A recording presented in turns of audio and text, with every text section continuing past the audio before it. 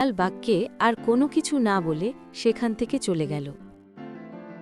দুষ্টু পাজি শিয়াল কথাকার, তুই আমাকে না বলে জঙ্গলে ছাগলের খামার দিতে চেয়েছিলি?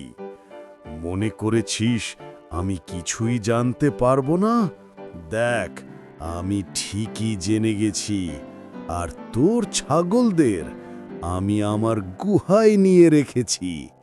আমি এখন এক কাজ করব। এই ছাগলগুলোকে আমি এখন আর খাবো না।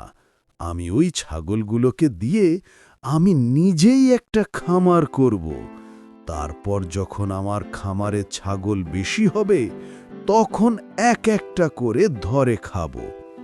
আজ তো সন্ধে হয়ে গেছে, এক কাজ করি, এখন গুহায় ফিরে যাই। কাল সকাল সকাল ছাগলগুলোর জন্য ঘাস কেটে নিয়ে আসবো। এই বলে বাঘ তার গুহায় ফিরে গেল। পরদিন সকালে উঠেই বাঘ রওনা দিল ছাগলগুলোর জন্য ঘাস কাটতে। অন্যদিকে শিয়াল আজও তার ছাগলদের খোঁজার জন্য জঙ্গলে বেরিয়ে এসেছে। হঠাৎ শিয়াল দেখল বাঘ মামা মাঠে ঘাস কাটছে। আরে, এ আমি কি দেখছি? এই বজ্জাত বাঘ ঘাস কাটছে। কিন্তু কিছুদিন আগেই তো এই বাঘ আমাকে বলেছিল ও নাকি ঘাস কোনোদিনই খাবে না, ও শিকার ধরেই খাবে। কিন্তু আজ তাহলে ও ঘাস কাটছে কেন? এই বাঘের কাজকর্ম দেখে তো আমার সন্দেহ হচ্ছে। এক কাজ করি, ওর ঘাস কাটা শেষ হলে ও যখন গুহায় যাবে তখন আমি ওর পিছু পিছু যাব, দেখব ও ঘাসগুলো কি করে।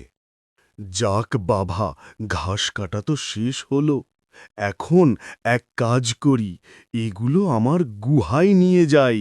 ছাগলগুলো মনে হয় এতক্ষণ ক্ষুধার জ্বালায় চেঁচাচ্ছে। এই বলে বাঘ তার কাটা ঘাসগুলো নিয়ে গুহার দিকে যেতে লাগল। আর শিয়ালও বাঘকে অনুসরণ করে তার পিছু পিছু যেতে লাগল।